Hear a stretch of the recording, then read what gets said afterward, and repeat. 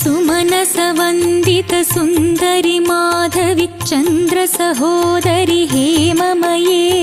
मुनिगणमण्डित मोक्षप्रदायिनि मञ्जुळभाषिणि वेदनुते पङ्कजवासिनि देवसुपूजित सद्गुणवर्षिणि शान्तियुते जय जय हे मधुसूदन कामिनि आदिलक्ष्मि सदा पालय मां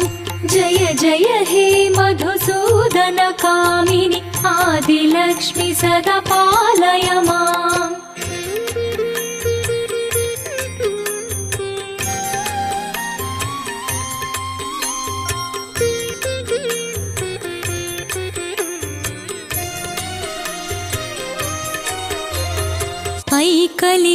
ऐकलिकल्मषनाशिनि कामिनि वैदिकरूपिणि वेदम